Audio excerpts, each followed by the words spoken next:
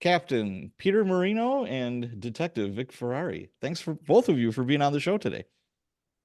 Oh, you're welcome. And it's retired captain for me and Vic as well. Yeah, we're all a bunch of old retired guys here, but some more retired than others. But I wanted you guys on the show today because I wanted to do a show about some type of crime fighting slash reduction strategies.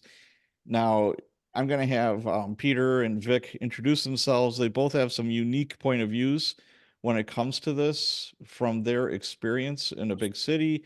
And I'll put my 2 cents worth in as well, because I think there's a problem right now as far as mixing politics and police work. I mean, those two things are always going to go hand in hand. There's no getting around it. But we're kind of losing our path away from doing police work, or at least what we remember police work as. So, tell you what, guys, why don't you introduce yourselves before we get into the meat and potatoes? Peter? Sure. My name is Peter Moreno. I'm a retired NYPD captain. Been out about 10 years now, a little more, and I spent nearly 30 years in the NYPD as a police officer. Started in 1983, and even before that, I was a volunteer. Started in the late 70s and early 80s as a volunteer auxiliary police officer, and a lot of other volunteer capacities. And I'm still involved in the security slash law enforcement world, as I own and operate my own security guard company based basically out of New York City and the suburbs. And hire a lot of retired cops. I'm in contact with a lot of active police departments as I do a lot of school security and retail security, things like that. So I'm still in the game. Vic? I'm retired NYPD Detective Vic Ferrari. I had a wonderful 20-year career with the New York City Police Department.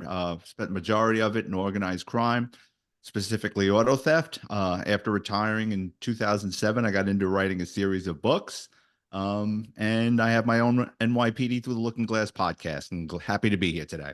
All right, excellent. Yeah, as like I said at the beginning or the top of the show, I wanted to, in a nutshell, be have some honest talk about what works and doesn't to deter crime. Also, during the show and at the end, we will offer suggestions.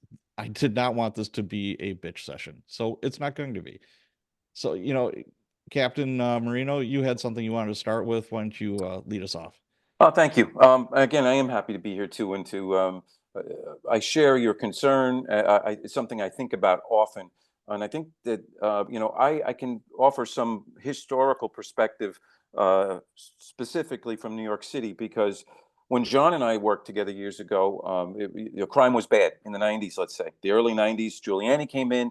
He brought in Comstat and all this other stuff, Bill Bratton, and we started for the first time in my lifetime looking at the actual crime, asking some senior police officers and supervisors what they thought. Back, it was kind of a unique concept at that time. It was a top-down managerial style. Before then, Oh yeah. then it became more, let's get everybody in the game. But the tactics that now it worked, and then now we're back in New York City to high crime again. But the playing field is completely different today.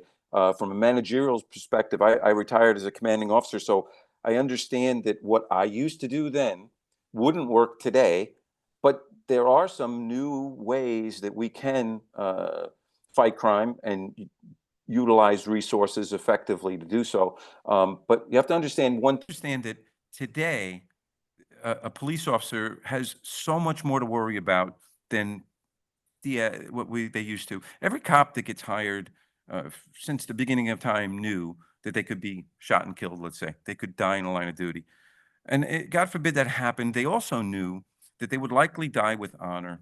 Their families would be taken care of. Their college would be paid. Tunnels to Towers today does great work paying off mortgages for fallen police officers, things like that. On the other hand, say you get involved in a shooting and the bad guy doesn't win and you win. But now you have a whole new set of circumstances you have to worry about. Your life is going to be put on hold as you know it. Yep. You're going to be possibly sued directly because a lot of municipalities no longer indemnify their police officers. So you're open to all the social media criticism, all the nastiness that goes along with it. And if you have young children, they're going to be exposed to that, and they're going to wonder, hey, is is dad or mom a good person? Because everybody says they're not. So this is the mindset you have to put yourself in when you're a police manager or anybody concerned about fighting crime. You have to understand that police officers are often willing to put their lives on the line, but not necessarily put their livelihoods on the line because Right. their families are going to suffer. They're going to suffer. It's a very, very deep concept that must be understood. Once you can get that in your head and understand as a manager that this is the mindset that police officers have to have today, then you can begin to manage from a different perspective than we used to years ago.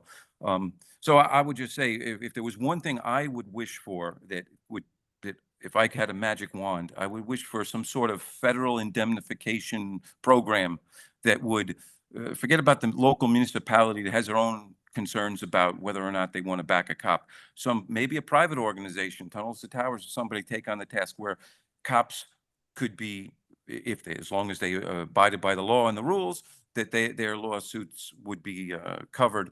You know, their legal fees would be covered. But absent that, that's not going to happen overnight if it ever happens. So going forward, you know, the managerial style has to be very different.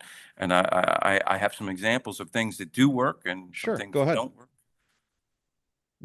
As far as things that do work, what do you have for us? Well, there's a. I'm New York City based, and I also do a lot of work in Westchester County, which is a northern suburb of New York City. And their police department has established a real-time crime center, and a lot of police departments use that. It was coined in New York City, but how they use it is that it's staffed 24/7 with people mostly from Westchester County Police Department and other agencies, sometimes the FBI, sometimes the state police. They're depending on what they're working on, but it's always staffed at a minimum with a few police officers from Westchester County, and they're monitoring the radio frequencies from surrounding jurisdictions. They're monitoring feeds from cameras around the highways, plate reader cameras, things like that. They're getting intel from hotlines of various jurisdictions in the region, and they take that information. And Yeah, plate. I'm guessing this is the Fusion Center. I don't know what we call it real time crime up in the Northeast. I don't know Yeah, we whatever call it a it sounds Fusion like Center. that. That's an but Yeah. but the thing is, it takes this information from various sources and it gives it to cops who are, and please forgive me, I don't mean to be disparaging because cops are, I thank God for the work that they still do in today's day and age, but they're less proactive than they used to be. Right. Used to be you put some cops in a target zone, if you will, of a high crime area, and they're going to go out and do what they do. That's what they used to do. Like John and I, we used to go out looking for bad guys. It was competitive, but now there's less proactivity, a lot less. So you take these real-time crime center type places, fusion centers, if you want to call it that, whatever it is, and you kind of lead the horse to water. So by saying, "Oh, we got a wanted car coming down the Parkway. It's wanted for a bank robbery in another jurisdiction. It's coming down this way. It's going that way. Whatever it is," you kind of put the onus on the cop. Well, okay, now I'm being told by my, an official source that this is happening, and they kind of have to do something about it, and they do. Right. You know, and again, I don't mean to speak poorly of police officers because they're really, thank God for the work that they do today in very difficult times. But this actually makes it easier for them to find the bad guys. It marries the information with the police officer, and it works. It works because cops are a lot less proactive than they used to be for the reasons I had just explained and many others. Yeah, in Milwaukee, we had a fusion center that did the same, but as far as communicating, they didn't want to communicate for whatever reason to the street level cops unless it was something really big. If Yeah, and we that's a had, mistake, I think. Forgive me, because I listen to the radio often for my business. yeah, I monitor for what's going on in the area that I provide security guards for, so that I can give my clients and my guards real time information as well. Especially when it comes to schools, it could be life saving if you don't know immediately.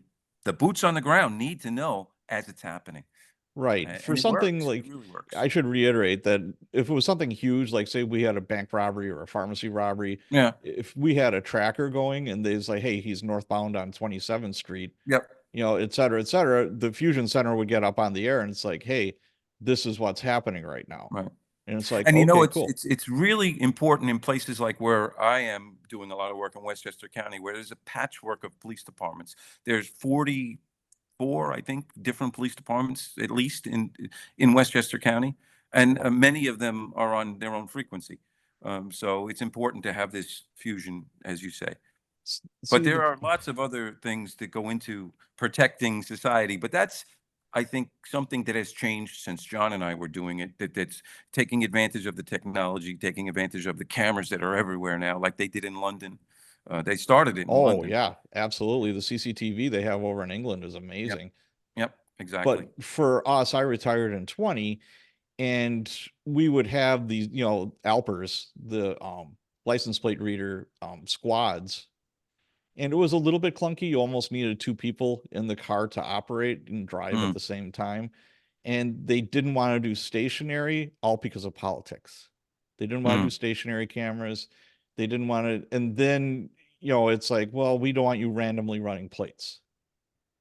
Even though one might pop up for, hey, you're wanted for homicide. No, we don't want to do that. You know, Yeah. yeah, Well, again, you're that would have tripping put over John and I politics. out of business because we used to run 300-400 plates a night. Oh, absolutely. I mean, that's what a good cop would do. Yeah. And it's like you went out looking for bad guys. And we did it manually. Now the plate readers do it for you. Yes, Uh, almost. You still have to like manipulate the computer to get this Alper car to work. So it's, I don't know, maybe was it automatic for you guys? Like just totally Yeah, we automatic? would. The computer cars started in the early '80s, and they were far and few between. But as time went on, probably every NYPD precinct had 4 or 5. Oh, And I mean, wow. that's all Okay. considering you have 77 police precincts spread out throughout the 5 boroughs. But when I was retiring, probably my last couple of months in the auto crime division, they had started with the plate readers, and that's New York Okay. State Police had that technology, and it was slowly making its way over to the NYPD. Yeah, somehow it was labeled as racist where I worked. So they strayed away from it big time. It could have been utilized a lot more, but they just didn't. But it's a anyways, shame that uh, and I agree with you not to make this a complaint story here right, about all the things that we wish we could correct. But so, you know, as best you can taking politics out of it. These real-time crime centers do that in a way because they're kind of like this voice that's non-jurisdictional for a lot of the different departments because it's run by in our case in what I'm speaking of, I'm referencing a county department. sure, So they're giving you the information, but there are a lot of other things that really need to be done too. And I know, I think from the notes that you had sent me that you're not a big fan of micromanagement, correct, and I understand why. I'm not necessarily, but it works, especially given the playing field that we're on today. We really need to have that information, not just real time, but analytical information over time, identifying times and places and patterns of behavior uh, as soon as they start to emerge before they erupt into a really big pattern and squashing them and right, and directing resources into those areas and you we'll go know through um, that. and We again it goes into uh, addressing the lack of proactivity because if from a managerial perspective you can identify patterns and areas, then you can put your people and your plate readers and whatever else you want to throw at it into that area at the right time. And then, you can hold your supervisors accountable for, the return on investment. right, right, totally get it. So let's start out with broken windows. In Mm. criminology, the broken windows theory states that visible signs of crime, antisocial behavior, and civil disorder create an urban environment that encourages further crime and disorder, including serious crimes. Vic and Well, Peter, can you explain your experiences with this? uh, I don't know if you want to take this, Vic, but I can if you want. Go ahead, Pete. Okay, sorry. No, you're The way you fine. look at it is, broken windows typically I envision in my mind a building with a one broken window, and then people walk by and they look at it and they think it's abandoned. They go in maybe, and then the next thing you know, it's a disheveled mess full of junkies and whatever. That's, in theory, that's it. But you have to take that to the other level. It's not just that. It's ignoring the minor crimes, not paying attention to urinating in public or other kinds of things like that. And in New York City, they've gotten rid of and decriminalized a lot of those things. So now the broken windows theory is broken because you don't have a lot of the tools that you used to be able to use. The city council removed that and a lot of other things, decriminalized smoking pot in public. These are all things, or turnstiles. People are jumping turnstiles like crazy now. It's not being enforced, and when it is, it's got no teeth. And then don't even go into bail reform or that, because people turn around and go back out. The thing that was so important when I was commanding officer was we had to keep the number of people in jail, it sounds so simple, as high as possible. So Rikers Island is the famous New York City prison that they're looking to dismantle. But when I was a commanding officer, that was the place you went, place that everybody went when you were arrested and you couldn't make bail, or you weren't eligible for bail for whatever reason. And we monitored that number was about 20,000 on an average day, 20, give or take. And when that number was 20,000, crime was pretty well under control because it's not that complicated.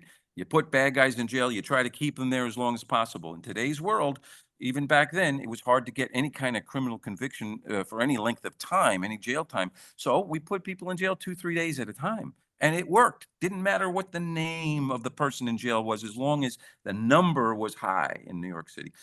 Kept it around 20,000 people incarcerated, crime was down. Now I heard a number on the news the other day.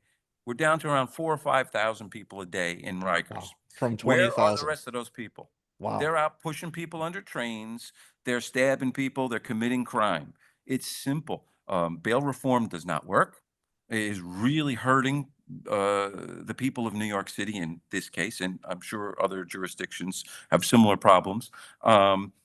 It's a bad thing. The tools that we used to use to keep people in jail, the minor crimes, the broken window, minor crimes, that if you didn't pay that summons for urinating in public, you got a warrant. Next time I caught you doing anything, you had to spend at least 3 days in Rikers before you saw a judge. Those are 3 days you're in jail, not doing bad things. And it's like saving pennies in a jar. Keep putting those people in jail, keeping them in jail, even for 3 days at a time. It pays dividends. Well, it also puts the thought in the bad guy's head, you know what? Maybe I shouldn't take this shortcut anymore. He's still going to be a scumbag, but they're gonna curb their attitude. So why I think the gist is there's consequences for your actions. No longer Yeah, in many cases. right. So broken windows isn't going to work in today's world because all the things that you'd be giving tickets out for or minor arrests aren't even crimes anymore.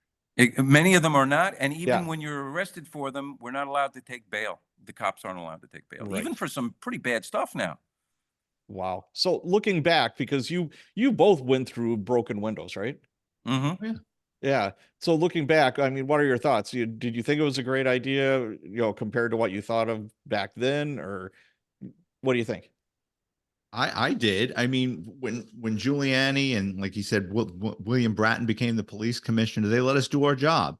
And Pete can tell you. I mean, in the early '80s, they didn't want uniformed cops making simple drug arrests in the street or locking somebody up for a suspended license, or the squeegee guys. If you brought that into the station house, they get upset with you. Like, what are you doing? Sure. You're taking a car off the road. We're holding 30 calls, and you're in here with this nonsense. Give this guy a summons and get him out of here.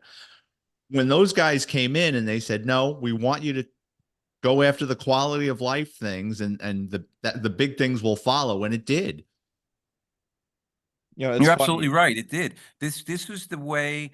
Again, think of saving pennies in a jar. Every little every little interaction that you have with a potential bad guy adds up, and it really does. So in the subways, I ended up getting transferred in order to get a command. I went to the transit division, which used to Okay. be its own police department, and I learned a new way of doing things. The transit system in New York City is a perfect example of what we're talking about, because you have to pay your way in, supposed to pay your way in, and if fair evasion at the gate, it was key. It was huge. We used to do fair evasion initiatives where we would lock up tons and tons of people for it, and the criteria to be eligible for a summons was very different back then in transit, because it was not necessarily a public space. It was a limited access public space, which is, the lawyers can get more involved in that, but Allowed us. it allowed us to better uh, decide who was going to be eligible for a summons or not. So if you ever had been convicted of a crime, when we would stop somebody, we run their name, they do a quick history on them and find out if they've ever been locked up in transit before for certain crimes, if they didn't pay their last summons for whatever reason, or if they had a warrant in any other jurisdiction for anything, they would not be eligible for a summons. They'd have to go through the system. And that helped tremendously. Another big problem is the homeless issue and the emotionally disturbed persons problem. Right. A lot of those people, though, would end up getting arrested, and they would be not a perfect solution. But for those 3 days, they weren't out there, taking up 5 seats on a subway and defecating on themselves and making it impossible for people to sit in the same train car. Another quality of life issue. So a lot of the things that we're suffering from today in New York City in particular can be traced back to the Rikers Island, the Okay. lack of people on Rikers Island any given moment. Interesting. When it comes to like quality of life and all that, my mind pops over to San Francisco. I was talking to a San Francisco sergeant, and I was looking at crime stats this morning, and San Francisco nationally, homicide rates are starting to go down. They were like skyrocketing in 2020. Then it's kind of leveling off. Now it's going down a little bit. There's certain areas where they're just like going way up, and one is San Francisco. And it reminds me of, I'm talking to my buddy that's a sergeant there, and he's like, we can't do anything anymore. And he said the homeless situation is completely out of control. Then I'm with another buddy of mine that went there for some kind of police conference, a union thing. And he said, you're literally tiptoeing down the sidewalk through human feces. I Yep. mean, it's almost becoming unlike livable. And again, if you want to go with the broken windows theory, it's like, okay, it's like I can poop in the street, I could do whatever. What's going to stop me from doing X, Y, and Z? Nothing. Yeah, and you're exactly right. And I'm amazed that crime isn't worse than it is. Yeah, Um, and I think we're heading that direction, and we really need to start to turn the ship back. Uh, I think enough people are affected by this negatively, where people who once, good people, open-minded people who would listen to arguments that, oh, you really don't need bail, it's ineffective, it's are starting to see the reality of some of these policies. And regardless of their political persuasions, I think, when you have to use the subway to go to work and you can't safely do it, regardless of whether you're going to work at the New York Times, or whether you're going to work as a firefighter, you're affected the same way. sure. Absolutely. In Milwaukee, we tried broken windows. We had a police chief. It was Arthur Jones. He was there from 96 to 2003. And he was extremely controversial, and he didn't even remotely care about winning the hearts and the minds of the cops. It's like, okay, I've got this new thing. It's called broken windows, and we're going to do it. You have to do it. No ifs, ands, or buts. It was a very violent time in the city. Crack wars are going, crazy. Lots of street gangs, and it just got to the point where he was so unliked. Whatever he would have, proposed, all the street cops would be like, no, absolutely not. So of course we had to. So we're giving out tickets for like minor infractions, etc. And he became very disenfranchised with the mayor, who was in love with him at first, absolutely loved the guy because he was the lieutenant for the mayor's protection detail. So, he's having lunch with the mayor all the time, and, he's his buddy. So, of course, he becomes police chief. And it was just, we all knew it. It's like, okay, well, whatever.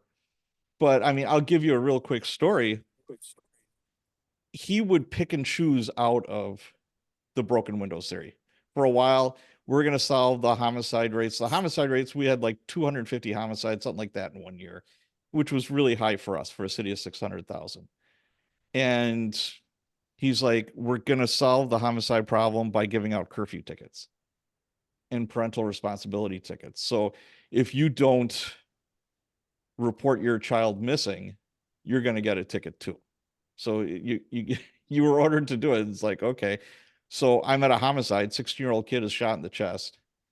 They're working on him in the med unit, and the paramedics are like, he's not going to make it. My lieutenant from the bureau is out there, and he's like, write him a curfew ticket. If he was obeying curfew, he wouldn't be like in the ambulance right now. I'm like, you got to be joking, right? He says, no. The chief says this is what he wants, and this is what we're going to do. So I scratch out a ticket to this guy that they're doing CPR on, and there's a hole in his chest. I give it to the paramedic, and I'm like, I don't care what you do with this dude, whatever. I did my due diligence. And then he's like, find the parent. He says, I want the parent. And I said, no, absolutely not. Their kid is dying, literally. Yeah. And I'm just like, but that's taking broken windows just to such an extreme, especially if the troops aren't behind the chief, it's not going to work. I don't think they're going to half-ass it. It's just going to be like, yeah. But if you can rally the troops around it, I think that you have a good shot at it. So we shifted to area-specific policing or hotspots, like you were talking about before. That's the first time we ever did that. And by then, the mayor didn't like him anymore. And there were certain parts of the city that were being targeted for extra patrol, extra, in more intense patrol, foot patrols, bicycle patrols, all that kind of good stuff. And the mayor and other politicians were like, well, you're singling out a demographic, even though this is where they need us the most. He got fired. They gave him his walking papers. Out you go. I get really upset when I hear that kind of thing, when you talk specifically about demographics, because, I spent almost 30 years on patrol. The majority of that time was in the Bronx, where that demographic that they talk about lives. And my work protected them. My work and the work of all the people I work with best served that demographic. Whether it be Hispanic or Black or whatever minority group they're talking about, that they're allegedly trying to protect, by dismantling the tools that allowed myself and my peers to help them, they're hurting them. The victims are the people who live in those neighborhoods. And you don't hear about them for the most part because they're too scared to talk. They're in their apartments. They're trying to live their lives and get up in the morning, go to work, protect their family, get their kids an education. And oftentimes they're doing it in really dangerous places because they're allegedly being protected from the bad police. Well, the thing about it is, when I got promoted to sergeant, I entered the new world of going to community meetings. I never had to before. All of a sudden, it's like, okay, if you ever been to one, many times they devolve into a Jerry Springer moment. Somebody is going to start screaming and, whatever. But never, not once did I ever hear anybody who lives in the worst neighborhoods in the city or the country say, I want less cops. No. They wanted a freaking squad car in their front lawn. Exactly. It's that simple, Yep. But usually the people who are bitching about the cops or whatever didn't live in those neighborhoods. That's right. It just blows my mind. So did you guys go to like the hotspot or data-driven policing in New York? Well, what they would do is in the early 90s, they had these Operation Take Back. So what they would do is in a high crime precinct where, just things were out of control, say like the 4-6 or the 4-7 precinct, which there were smaller precincts, but they were averaging over 100 homicides a year. They would flood that precinct. They would bring in cops on overtime and basically saturate the entire precinct with foot posts. They would have street crime floating through there, Bronx Task Force. So they basically would saturate a precinct with cops and make a lot of arrests to try to drive the crime numbers down. And it often worked. Do you remember Model Block, John? What year was that? Oh, let me see. I was a rookie lieutenant. It's probably 98, 99. the theory of model block takes hotspots to the extreme. There was a block in the 43rd precinct in the Bronx where I was assigned to a uniform narcotics unit called Tracer when I got promoted to Yeah. lieutenant, and that block had 5 or 6 of the maybe 20 buildings on the block that were constantly pumping out crack and heroin, and it was just a supermarket for drugs, and people were getting shot and killed, and every bad thing you can imagine on earth would happen on that block. And so it was decided that they would close the block down with barricades so cars couldn't go, manned by cops 24/7. And the only people allowed on that block were people who lived there or had business there. Boundary. And it was called Model Block. And it was a legal stretch. Yeah, I But they would did it. say. They got it. And, you know, it was met with okay results, but you can't do that forever. And that's not the way to No. live. That's the ultimate police state. It doesn't work. So I think hotspots definitely work, but they have to be really monitored, and the information is a two-way street. You have to the people that you're stopping, that information has to go back to an analytical center where detectives or whomever are going to make use of it.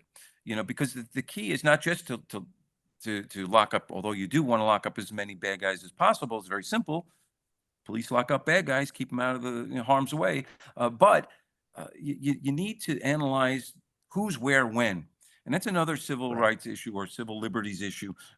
People don't like being tracked. They don't like their Absolutely. whereabouts being known all the time. But unfortunately, it really works well.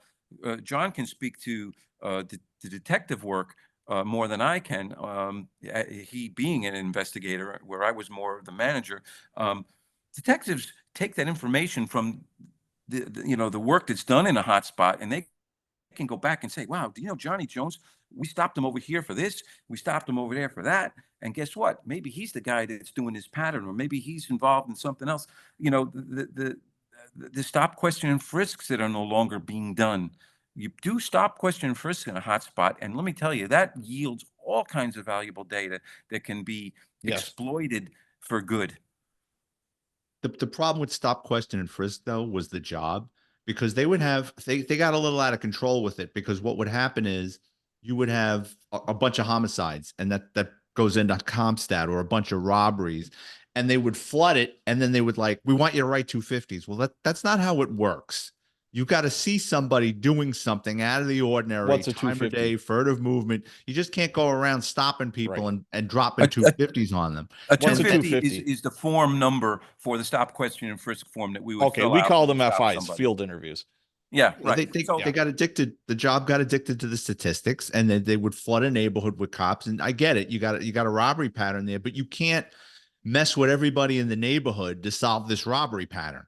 Right. you know, you're And right, John, and you're 100% right. It became a Comstat number, and yeah, whenever something becomes a number, it can be abused, because this Yes. commanding and it officer was, wants to have a higher number of 250s than the other commanding officer, or whatever. and it was, and then you'd come in, and how many 250s did you write? And it's like, well, that's not the way this works. But I will tell you, and I'll give you a quick story about how it does work. No, but I mean is No, what I no, I mean know is what you're saying. when they want you, they tell you, we want you to write 5, or we want, it's a quota, just like Right. Well, summonses. You that's can't wrong. do I that. agree. It's That's wrong. That's illegal. what I was saying before. Yeah, as far as that goes, we had a new chief from 2008 to 18. His name was Ed Flynn. He came in from the East Coast, shakes things up. We were a bunch of bumpkins in Milwaukee, in his eyes. And it was data-driven policing. And we started Comstat. We never had Comstat. We call it the weekly flogging. But as far as like what you were saying, Vic, you have to actually witness somebody doing something suspicious or Right. breaking the law. Otherwise, you're just a thug, with a Right. uniform. And what happened with Ed Flynn was he's like, okay, we have this terrible problem with auto thefts. This is right up your alley, Vic. And it's like Chrysler minivans from this year to this year are being the city is just being stripped of minivans, so I want targeted traffic stops. I want you to stop these minivans instead of, okay, I'll stop a minivan if he's breaking the law. Right. If he's speeding, if he's, unsafe lane deviation, whatever the case may be. But cops took it, and it was Comstat numbers how many Chrysler minivans did you stop this week? But I told my guys, it's like, hell no. What if you get into like a deadly force situation? What's your reason for stopping this van? Right. Because some, supervisor wants it on a slide at Comstat? Hell no. I'm not, and I don't want anybody risking their life. Every time you jack somebody up, conducted an FI or did a traffic stop, it's dangerous and it's inherently dangerous. So I'm not going to ask you Oh, to yeah. put your life in danger just for a number. And that's the tail wound up chasing the dog, wagging the dog. It was just, it But got silly. if I might, Go ahead. there is a time and a place Oh, I for, could totally that see that. kind Yes. of targeted police work. And I'll give you a short example. When I was commanding officer in a transit district in the Bronx, we had a robbery pattern. The bad guy was targeting working people that were getting up early in the morning and getting on the train, say 5:30, 6 o'clock in the morning, so they could be to work in Manhattan at 7 o'clock in the morning. And a lot of these people were working in hotels. They were handymen. They were working class people coming from working class neighborhoods, getting on the train, and they were being accosted as they would walk down the steps and rob, sometimes push down the stairs, violently removing their property. This bad guy was doing. And so I sent my anti-crime team there, which are basically plainclothes police officers. That's been disbanded in New York. You can't have the anti-crime team, God forbid. And We're not they anti-crime. would go in there and they would stop. So what I told them is, get me some 250s, okay? Some stop, question, frisk forms. Stop some people. So what I was telling them was, listen, you see somebody hanging around the stairwell of a train station at 5 o'clock in the morning with no apparent reason to be there, talk with them. You don't have Right. to grab them and throw them against Right. the wall. Absolutely. Talk with them. Find out who they are. And guess what? We found somebody. We stopped somebody. We didn't have enough to lock them up, but we put that person had a history of doing bad things. We put that person's picture in a photo array and we showed it to some of the victims. And he got collared. He got locked up and he did some time actually because he had a history. But cops aren't doing that anymore for a lot of the reasons that we spoke of politically, and also because they're afraid to get jammed up. They're afraid to get sued. So they're not putting their hands on people anymore. They're not getting out of the car of their own volition, or even if they're directed to, they do it begrudgingly often, and I don't blame them. I'm not trying to. Again, Right. I'm a pro police officer person still, and I am trying my best to not disparage them when I tell you these things. I understand why they're not doing things. Society needs to support them better, and until that happens, we're going to have a really hard time in this country. Well, I've always said 90% of cops aren't afraid of losing their life or getting killed. They're afraid Yep. of getting sued. They're Absolutely. Getting in getting trouble. jammed up. Yeah. Yeah. Absolutely. And one more thing, like say with the minivan, this is just one example. We had citizens saying, "You're the fifth person to stop me today." I mean, that's getting ridiculous. Well, now you got a problem. Now you've created Right. an issue. Now, this is a person with a valid driver's license, all the registration squared away. It's literally a soccer mom just living in this neighborhood. But Yeah. unfortunately, that's not a great neighborhood. So now they're feeling like, okay, now it's a crime for me to get stopped. And then, this chief is like, the desired outcome of a traffic stop is a warning. Okay, then the cops are like, well, then why are we even doing this? Don't take away my discretion in the first place. And the people that I'm stopping, okay, so this is Johnny Shitbag, and I'm supposed to give him a warning. Some people deserve tickets. If you're in an accident or you're just driving like an asset, some people need to get a ticket. And he's like, no, don't want that. Don't want tickets. We don't want to hurt. We don't want to make enemies of people, but we are going to stop you.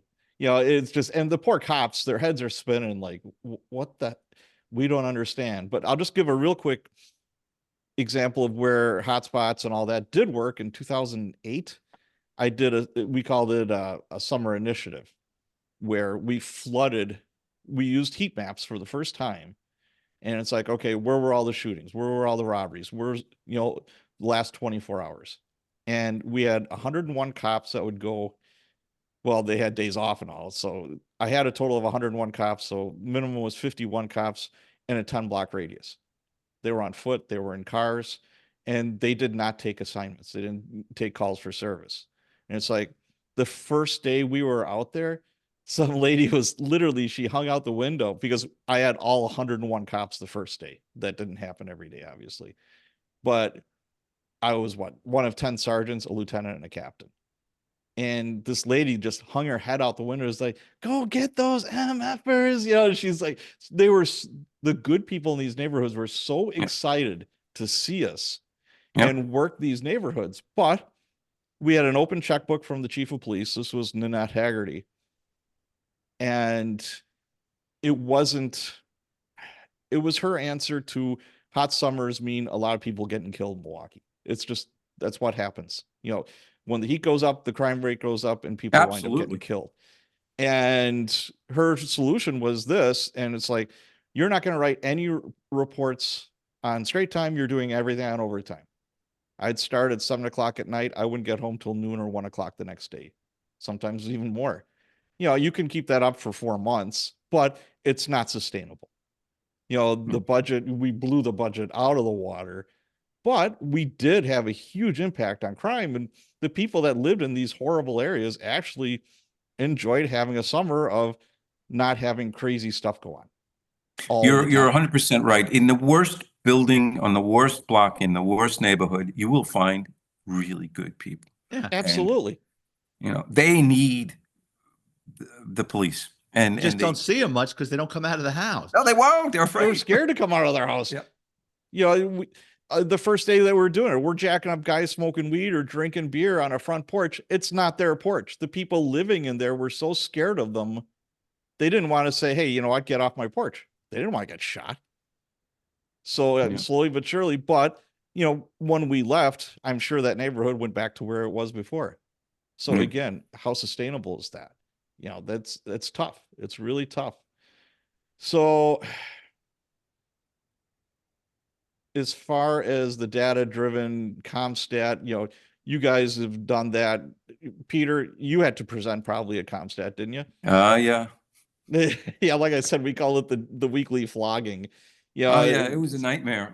But it worked. As much as I hated it, I can't ignore that in law. I would say in the end, it worked. Were there abuses? Many types of abuse there were abuses, but in large part it worked. It worked very well. It shone a light on what was needed to be done to address a particular situation. It also that shed light on those who were less efficient than others at doing that. If you were dead wood, as we like to call it, you were going to be found out. And you know, maybe there's a place for deadwood. We'll send you to the property clerk section or whatever, you know, and you can be happy doing nothing there except counting whatever it is that we had to inventory that day, you know. But if you're a cop, or if you have aspirations of getting promoted as an executive, then you had better do well at CompStat. And ultimately, I think, you know, back to what John had said in the early 80s, it was the opposite atmosphere. Yeah. You were report takers. Go take a complaint report after the crime, and that's it.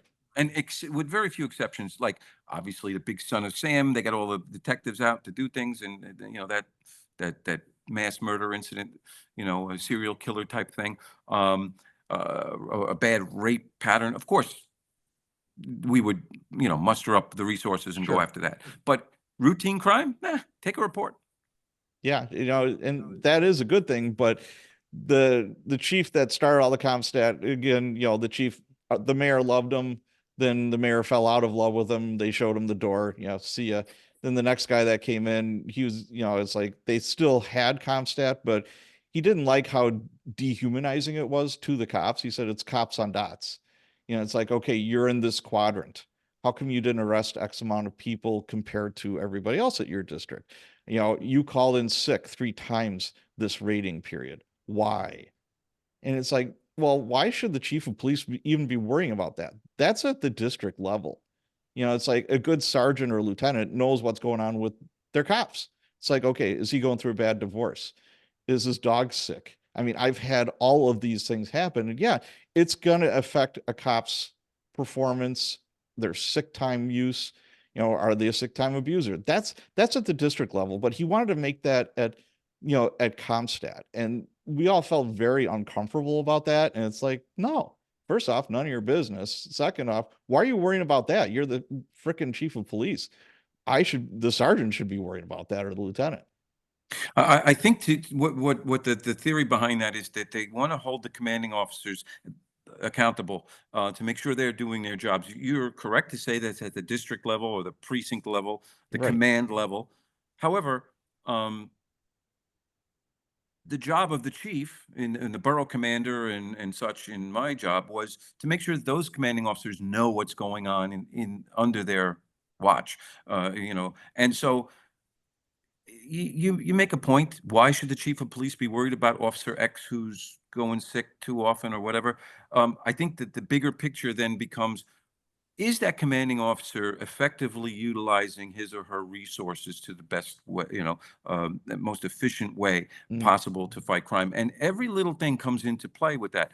So when you're a commanding officer, you got to be on your game if you're in a Comstat world, because Right. you've got to know everything about everything that's going on under your watch.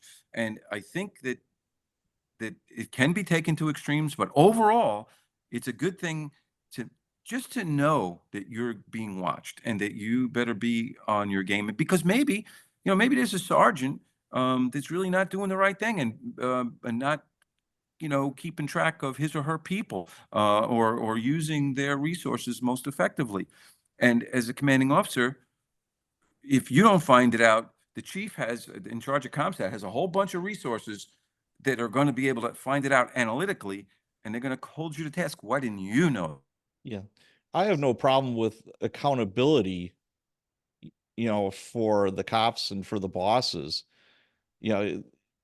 Now, Peter, when you were doing Comstat, were there certain things that you could or could not say when the chief was there?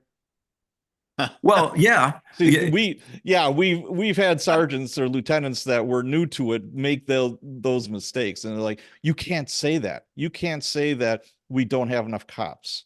You can't say Well, it's no, you because can't. of And this you know what? pursuit policy, et cetera. Here's the thing. When a chief at Comstat asks you the question, you can be really sure that chief knows the answer. I would think They're Or so, not thinks yeah. he asking you knows. to get information. Yeah, that's true, Vic. Yeah. And they want to know that you know. It's a rare occasion that you're actually going to enlighten them. And so you have to keep that in mind when you choose your words. Yeah, we would call it stump the dummy.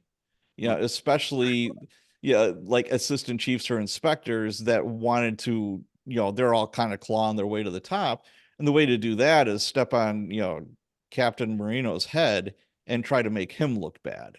That this is what I said in the onset when we were talking about it. That can happen, and it did. But Absolutely. in large part, it didn't.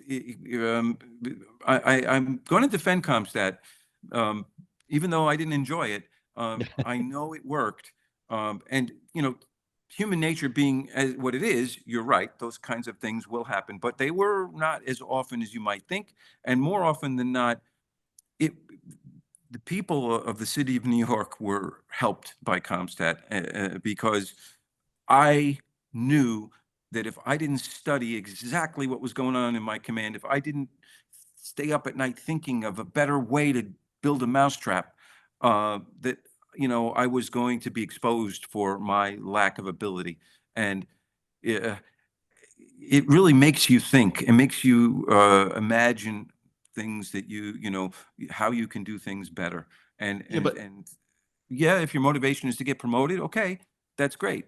I did my level best not to take advantage of the people that worked for me or to step on their heads, if you will.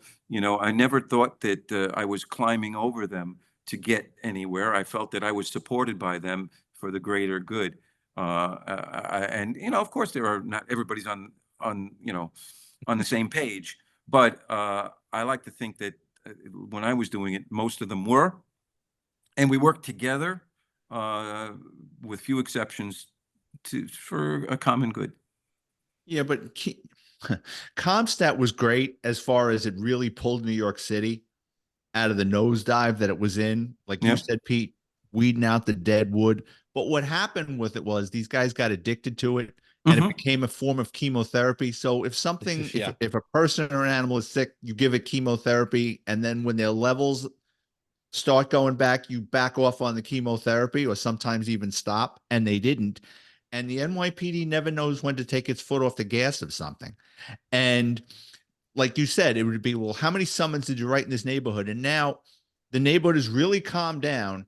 And now you've got, and then what the NYPD would start doing, this goes into training. In the old days, they would drop us off on foot posts. Now it became so statistic driven that the field training, you get a sergeant, he'd pile 8 rookies in a van, they'd start driving around. There's a guy drinking a beer in front of that building. The van stops, the training sergeant gets out, all the 8 cops get out to stretch their legs. Give that man a summons. Well, the guy getting a summons is the super of the building that's calling you and telling you that the drug spot's in the building. You're And now right. you're going to give this guy a criminal court summons because this sergeant is under pressure that every night when he comes in, how many summonses did your rookies write? And then it started going into organized crime. They wanted us to go to Comstat and organized crime. And a lot of these cases we can't talk about. That's why they created organized crime. So Macy's doesn't tell Gimbals because you never know corruption at the precinct level. So I think chemotherapy. I think Comstat works, but like anything else, like we were talking about earlier about the stop, question, and frisk, they abused it. Yeah, I think, like anything else, it's good at its heart, but again, it gets perverted and people take it to the extremes and things just don't work the way they're supposed to. I'll give you an example. It's like, okay, the chief came out with this no pursuit policy, or a very limited pursuit policy compared to what we had.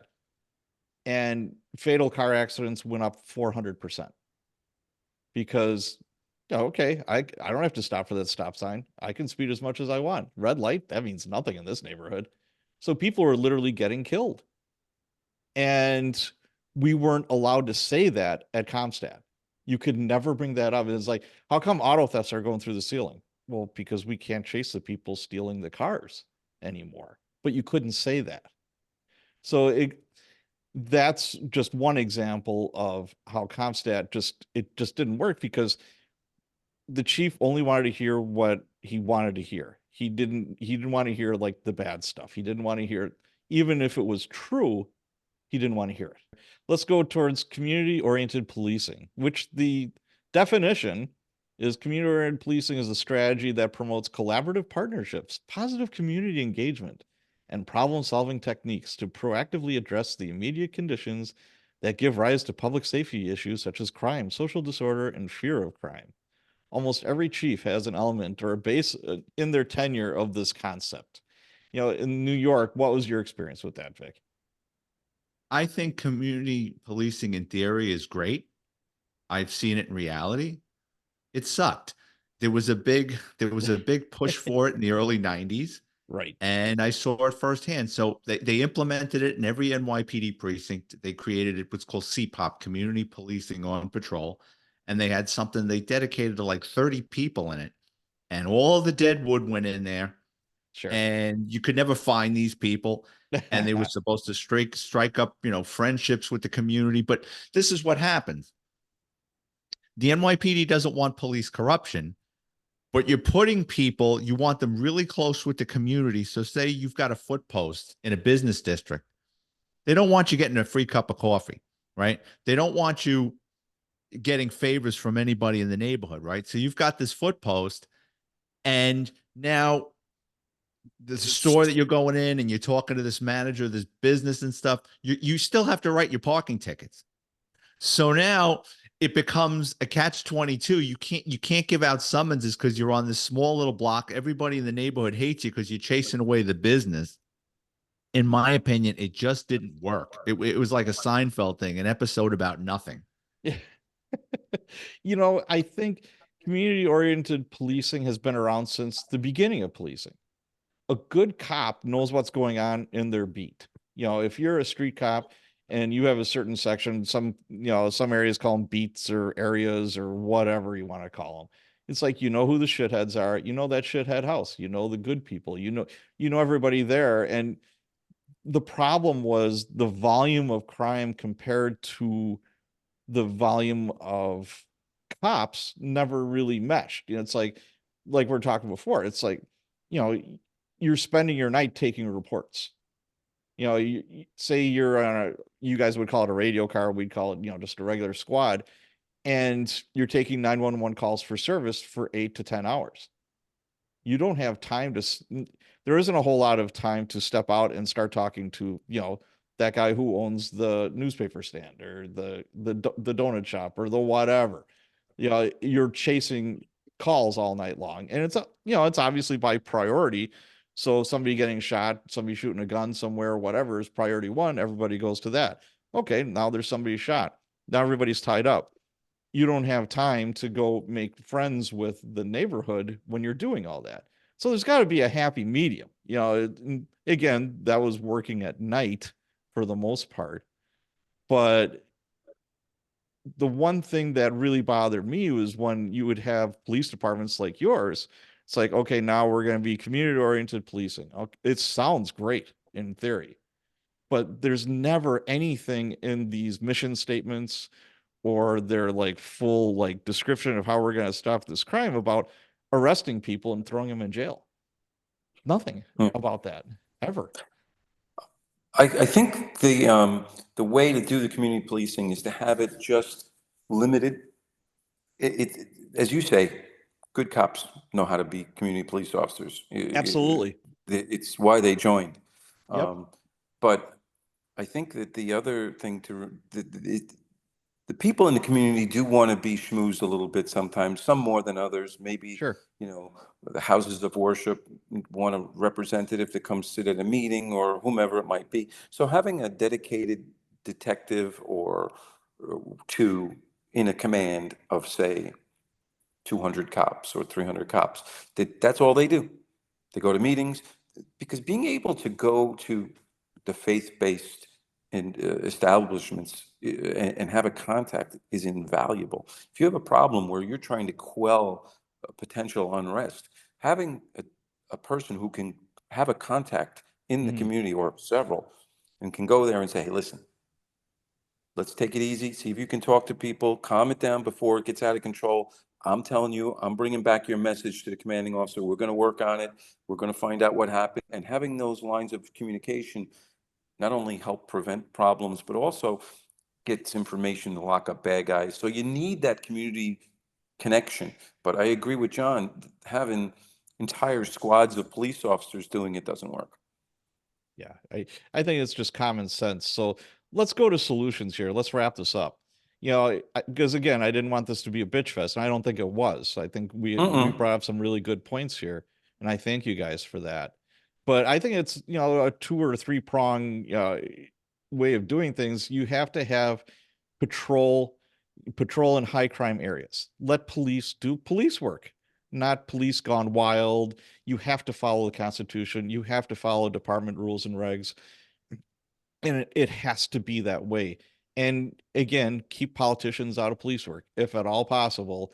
You know, it's like I wouldn't go to my doctor and say, hey, you know what? I got a hot appendix. I'll take care of this myself. I don't know shit about taking my appendix out, so I'm not gonna, you know, even pretend I know what I'm doing. And for some reason, politicians think they know everything about police work, even though they've never done it before. And then investigations, man, you got to make good cases that stick, and that's how you lock people up and keep them in prison. If they're in prison, they can't reoffend. They can't victimize somebody else. And the third thing, prosecution of the courts. I'm all for giving people a second chance, maybe even a third, but where does it stop? You know, you need DAs that are looking for reasons to charge somebody instead of the opposite. You know, a lot of DAs where they're just, okay, do you have a signed confession? Is this on video? Okay, I've got 5 witnesses seeing this guy do whatever. Yeah, that's not enough. I need a, okay, you're just looking for excuses. And then, you know, we were talking earlier about bail reform. I'll just Mm-hmm. go real quick. I live in Waukesha. Christmas parade, November 21st, 2021. Daryl Brooks drove a sport utility vehicle through the parade in Waukesha, killed 6 people, ran over 62 others. He's a lifelong criminal. That's all he has done is just victimize people. He had 3 other gun cases, 3 other, and he was out on $1,000 bail for literally running over his girlfriend, breaking her leg. So he should never, ever have been out of jail. No ifs, ands, or buts. You know, so, he had all these other cases that I think the most he ever got was $500 bail or Yeah. 1,000, the very most. So again, if this guy wasn't there, all these other people wouldn't have been hurt. It's not rocket science. So what are some of your guys' thoughts as we're closing this up? Well, I can just reiterate what you said about the bail reform. I'll take it one step further. It's not just that. It's, as I said before, it's a dismantling of the minor crimes, decriminalizing minor crimes, not holding people accountable for those crimes that allow them to climb the ladder into the bigger crimes. And it's also, in addition to bail reform, we have a huge problem in New York with what's called discovery. And that's the fact that the defense attorneys are allowed, of course, rightfully so, to have access to the evidence. And it's called, they can discover everything that the prosecution has. I get it. But not to get into boring details about it or really in the weeds, but recent legislation has made it really almost impossible for a prosecutor to follow every rule of discovery in a timely fashion in order to do what you said, which present a good solid case. So all the tools that from stopping that person for urinating, as I said, to the legal complications of discovery and everything in between have been systematically dismantled. And they need to come back, and cops need to be supported. That's what needs to be done. The single most important thing is cops and prosecutors need to be supported doing their jobs. They need public support, and it has to be better than a tweet or a sound bite from a politician. It has to be written. Right. It has to be in the Yes. law, and we need to go back to basics. What did work, and if it was abused, okay, address the abuse. Sure. Let's police it. Don't get rid of it. Bail is a good thing, but the allegations are that, well, it was abused. No, bail works. It does work, but it needs to be done. It needs to be metered out in a reasonable, thoughtful way. Don't eliminate it, which is what they've done locally here in New York. So I think those kinds of fundamental, back to basics, common sense laws need to be reinstated. And then cops will be cops, and if they're supported. Yep. Vic? They're creating a nightmare, because you're going to have a society of cops that aren't going to be proactive, like you said at the beginning of the podcast. And what's happening is now you're going to have report takers, and they're not going to be in a rush to get to a violent crime because they're afraid of getting in trouble. They're afraid of getting sued. They're going to be afraid to use deadly physical force. They're going to get there 15 minutes after the crime occurred, and they're going to take a report. And that's scary for society. Yeah, I worry about the cops because hesitation will get you killed. There's no ifs, ands, or buts about it.